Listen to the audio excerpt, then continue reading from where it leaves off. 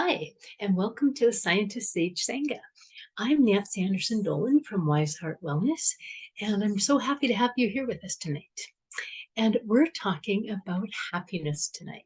And so it's been a very happy week researching this and thinking about this and reminding myself of what really makes me happy. And one of the things that makes me happy is doing these sanghas. It's lovely. But I usually start with some sort of definition, that kind of thing. I'm just going to skip over that because all the definitions depend on where people are coming from. And there's all sorts of things, but none of them really cover it all. So we're just gonna jump in. And I will start sort of back in the beginning because a lot of ancient shamanic cultures have handed forward their sort of recipe for happiness or their instructions. And it was always around how to live through the heart, be in harmony with yourself first and the planet. And once that was all there, and one of the themes that is so recurrent is the idea of belonging. And once people belonged to the planet, they belonged to themselves and they could have belonging in different kinds of ways. And that didn't change a lot. When there were more spiritual traditions after that sort of first one of shamanism, most of them have some sort of idea of living in harmony, some sort of oneness with a source of some kind, and a basic idea of being of service, being kind, being compassionate, those kinds of things, and being connected. So they're pretty much all the same, and only they verbalize them in different kinds of ways. Only somewhere around the industrial era, we took a turn, and it started being about happiness outside ourselves, not outside. If we were still happiness outside in nature, we'd be good. And our culture is really fired up about being happy if you have this and this circumstance, this partner, this, you're a certain height, a certain body type, a certain product, and the newer of the certain product. And so all of that sort of steamrolls. And we're so deep in it, we don't even know, because it's sort of how we're brought up.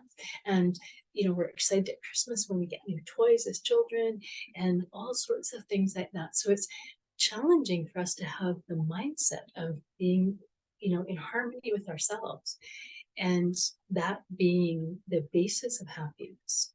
And we'll talk a lot about peace and happiness because the two go together hand in hand.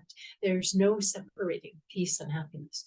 It's literally if you have one, you have some of the other. And if you don't have either of them, you can't get the other one. So we'll talk a little more about that. But this idea of acting on oneness and feeling like internally, eternally connected, that gives us a different view in life. And so when we don't have that, those external sources become more important. And we know we should feel happy, like that. It's the set point for young children. They come out happy. And if there is nothing wrong physiologically or psychologically, we stay happy. But the problem with a lot of external kind of happiness triggers, that we get what we call anhedonia. And that just means we get desensitized. So every time we get something, we need something more. And every time we have some fun, we want to have that fun again, and we want to have it up here, because our brain and our body get desensitized. And that's hedonic adaptation is, in the technical research name, what it's called. But they talked about it, far back, like in Greek culture and that sort of thing, that there were all these hedonists, and you were going to go to hell. And it was interesting because it is a certain kind of hell if you're stuck in that hedonic loop of trying to feel better and feel happy, but the chasing happy doesn't work. The Buddhists call it the hungry ghosts. And that's really what it is. We're not present in ourselves. We're not having that kind of grounded happiness, but we chase the outside stuff all the time. So that anhedonia can be changed, and it is changed in the way that we change a lot of things. It's changed by mindfulness, being present, and we can literally, one of my prescriptions to people is walk down your street. Don't go to another fancy street or fun street in your imagination. Then walk down your street and find things that are lovely. And so people will do that and they'll be, oh, my neighbor had this pot of flowers and they were so beautifully purple. Or I was walking along, the cutest little dog was there. Or I'm just feeling better as I went for this walk.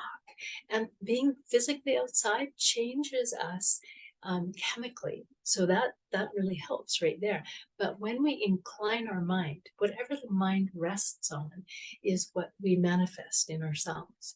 And so if we are resting on things that are negative, we manifest that. And if we are resting on things that are positive, that's what our brain starts to be primed to. So that's anhedonia is really treatable by coming back to simple pleasures. And I'm going to talk a little bit more about it because there's a neuroscientist I absolutely love. I had the good grace to have met him in person, and he is just so happy and enthusiastic about life. You just get happy standing beside him. But what he discovered as a neuroscience is that our brains are primed to look for trouble because that's important for survival. But if we just go down that road, we can get into more and more distress. And if we go the other way and go, okay, I'm going to actually remember that my brain is that, that old prehistoric brain, but I'm going to bring it up to speed and I'm going to look for the good things. And then when I find the good things, I'm going to spend some time thinking about the good things until they get embedded in my body and my mind. And this process, he calls it let be. So, first of all, you just notice what your head's doing, like, that person shouldn't be driving that close to me, or they took my parking spot, or what I wanted to have for lunch isn't in the fridge anymore. Or, we can find lots of things like that. Every single day we can find them. If we had a match, we could put the gratitude people against the not so grateful people, and the not so grateful people might win because we have so much advertising of things that are not okay. So this is really a practice that we need to do on a regular basis. And just even I encourage people, if you have a negative bent to your mind, if you have a day where you get out of bed and you're not in good spirits, to just start practicing. And it could be just the feeling of the carpet on the, or waking up to a pet, or doing like the indigenous cultures did. A lot of the old cultures were based on thankfulness. Like literally, that would be the first thought, the first thing in the day was being thank you for another turn of the sun. Thank you for the sun coming back. Thank you for this land. And we clearly don't do those kinds of things. And so we have to train ourselves into those kinds of things that kept them far happier than we are in our current culture. And, take a hint from that. So that let it be and then let it go. Just literally letting it go. Imagining literally like the negative thing that got in your head is, like smoke from a fire and you're just going to, move it away. Or, a little lint on your shirt that you're just going to pick off and put somewhere else. And then let it in. That's where the 30 seconds, that's at least that long to get it stuck in your brain. And this is a great game to play with kids. What can you tell me about this thing you like? And you can hand them just about anything and they get all excited and play with it. But we need to get that kind of excitement. Like, I'm going to use my pink Sharpie. Well, it's a highlighter actually. And I love pink. I just got a new hat with a King's logo on it in bright pink, just like this, that I will be sporting for the hockey season. I love highlighting things because I read well like that. I remember things well like that. And I love the idea that they have pink highlighters and I'm highlighting, and it's not for a school piece of paper that I have to write to hand in. So it triggers so many good things for me. But it literally is that, and it sounds really silly, but it works. The research is just rock solid on this. 30 seconds, it starts to change your brain pattern.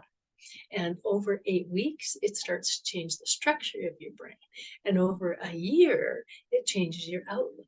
And it's ridiculous how much depression, even biologically caused depression, people that are born with genetics that predispose themselves to biological depression, even things like trauma, it has a huge impact on it, but it is all about the practice of our brain.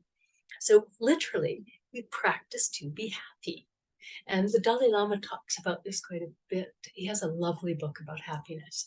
And he says, happiness is built. We build it out.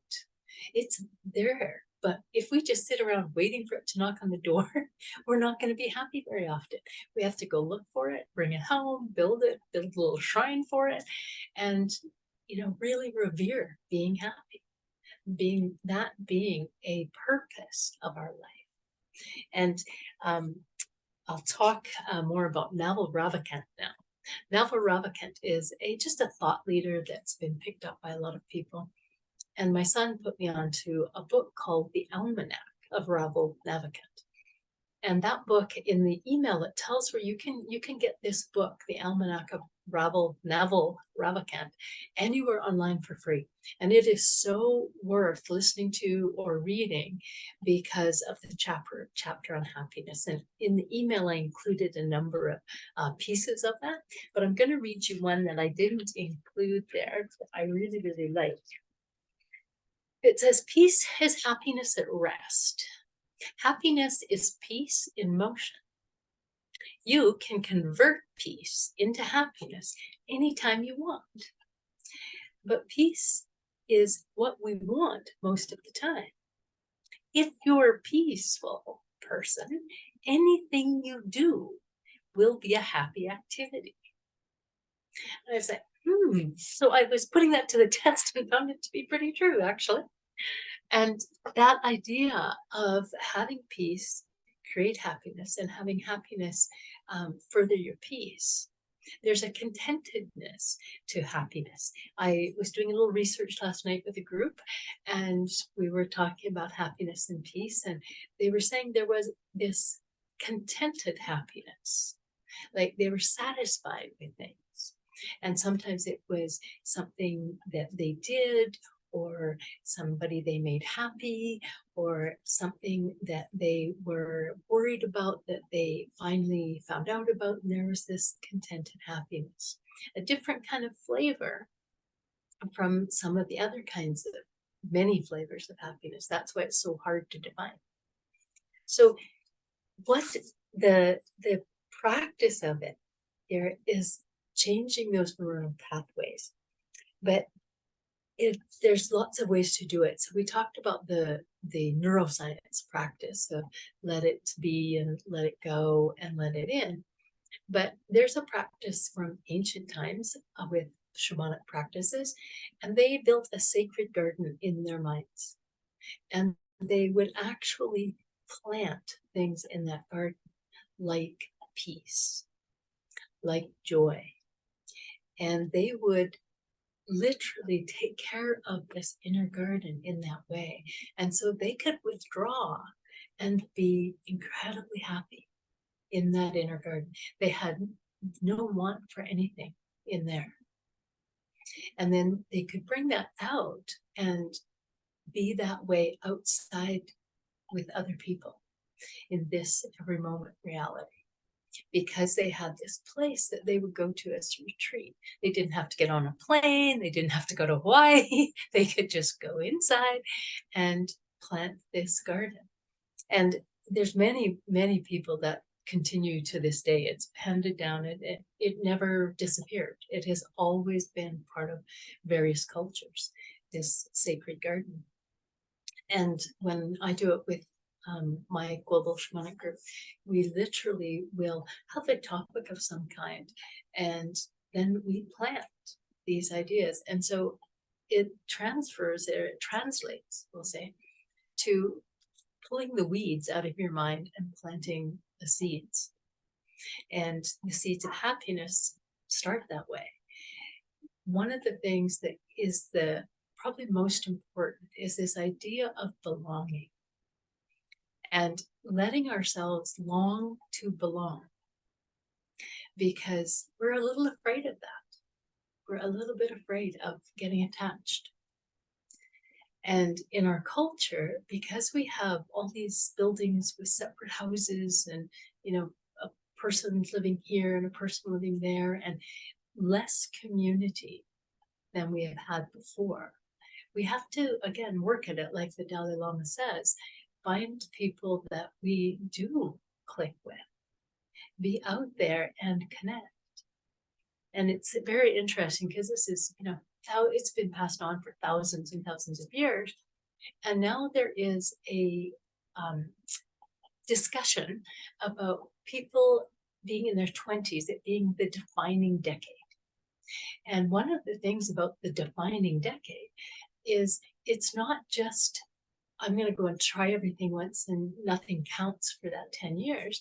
The doctor that is talking about it says that it does count, and it's important to make real friends at that period of time, and with people that you click with, not necessarily the ones you grew up beside, because that doesn't happen so much anymore. But literally finding people that are of like mind, that are pursuing happiness, that they, not just things, but finding out what actually makes you happy, what might be your purpose on the planet to be fulfilled in a happy way. Okay. And what that might mean is that maybe you have a job. A friend of mine got a job at a factory for a long time, so she could do a part-time job working in hockey, working in sports. And she is now working full-time in sports because that has always been her passion. But earlier on, she needed the other job to make the money to do the lead up to that. But this is what they're saying, follow the happiness. It's important to pay attention, not what you think makes you happy. Now, here's a trick. This is not what you think will make you happy, because often what we think will make us happy is, security, and, we want freedom. And freedom isn't necessarily what makes us happy. Belonging and connection and those kinds of things can make us very happy. And some people want to live out in nature, and that is really a strong desire for them. So they get to go out there. Some people want to live in a high rise if it makes them happy. But the idea of being happy, not a checkbox, not, okay, these are the 17 things I have to do by the time I'm 30. I'm a little alarmed that people might pick up on that kind of trend. But, and all of us have some of those things. We think it's too late. That was something someone has been saying to me frequently. It's too late. I don't know. It's never too late to be happy. You just start right now, today. What are the things that I'm not happy with? And how can I shift inside me to have it be different? And one of the questions I got asked last night was, how can I walk around being so happy? And what I said was, because I don't mind what happens so much. And so everybody was late to the group that I was running last night, because there was some confusion over the holiday. And they were saying, oh, I'm so sorry. I'm like, it's all good. We're having a great time in here. We actually decided we would say something like, you know what, that was the most important thing I'll ever tell you when I'm talking to you, when everybody else walked in. And so everybody thought it would be such a fun thing to do. And so there is this idea, and Naval Ravikant talks about this a lot. What he says in the very towards the very end of his book, he talks about being aware that our lives are like a firefly blink in the dark. They go by that fast, and in the history of the entire universe, we're barely a blink. And so maybe our most important purpose is to enjoy that short time that we're here. And like I say, this is not the hedonistic kind of enjoying, but the real deep soul enjoying that he's talking about. So that is all I want to say. but I want to think happy for a little bit. So let's settle into a meditation, a happy meditation. And if you are with me live tonight, feel free to go off screen, get comfortable. Yeah.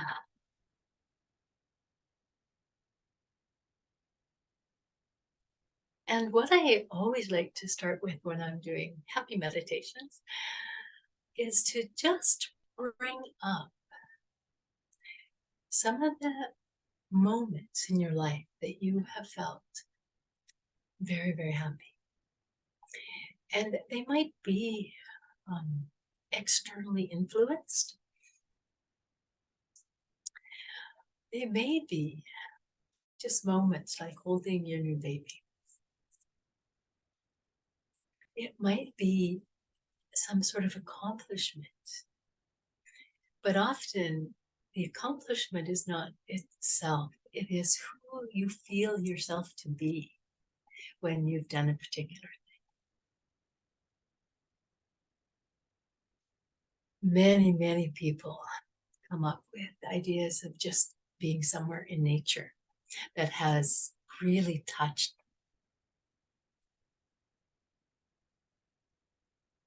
Or their connections with people. Often people will think of times when they felt deep belonging.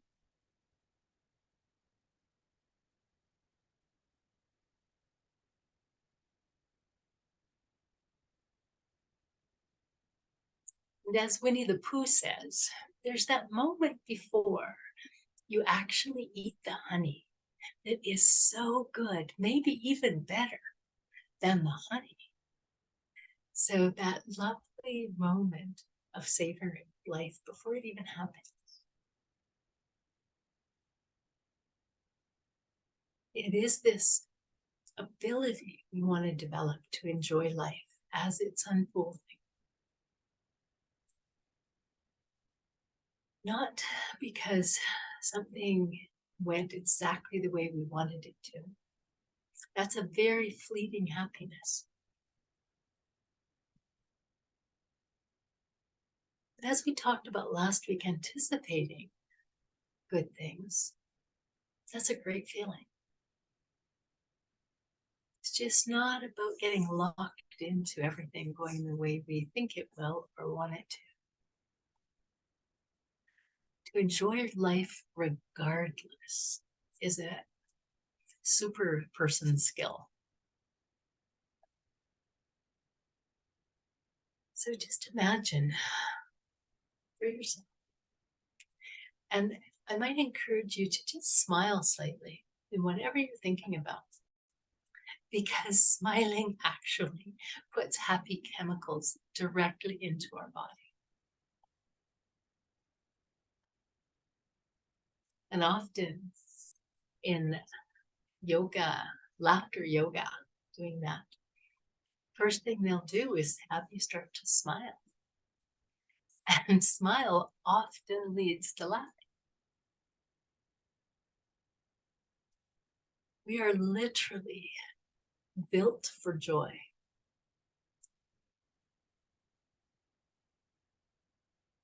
If our minds could just be switched off, we would be happy most of the time.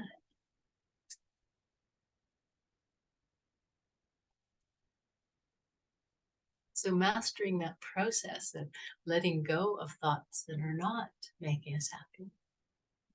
And this doesn't mean we don't take steps to correct things that need to be corrected. Life is a series of problems to solve, but we can do that happily.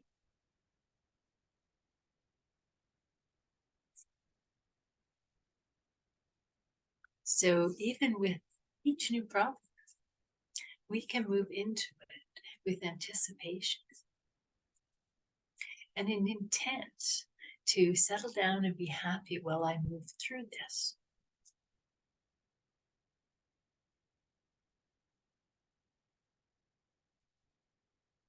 Just breathe that happiness in a bit. Breathe it all the way into your body. Imagine it even being a color that is moving through your body, changing. Maybe it's an opalescent glow.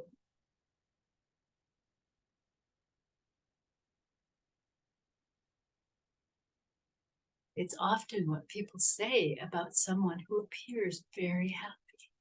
They will say they are just glowing.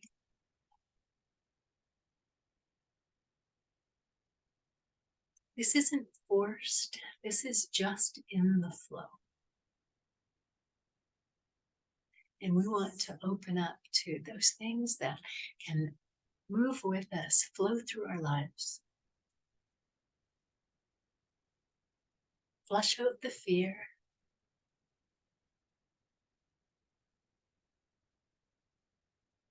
Flush out the worry. And just let happiness come in and build your health.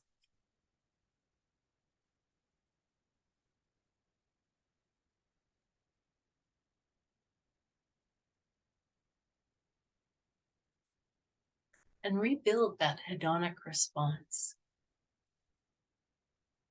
It doesn't need an external, bigger, better, anything.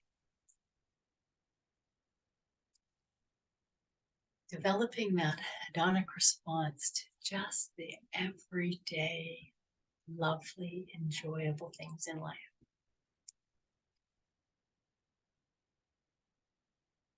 So we can have a very peaceful happiness.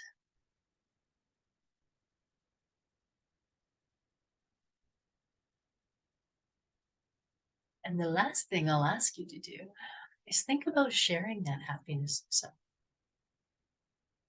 Because it's very true. Shared happiness multiplies.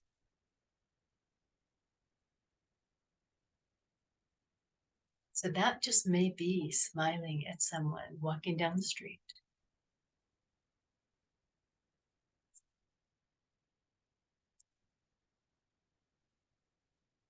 Or just calling someone and let them know that you thought of them and they made you happy.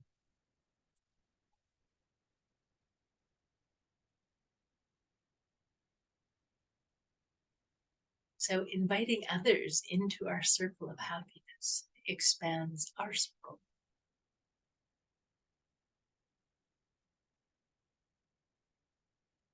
Thank you so much for being in this happiness circle tonight.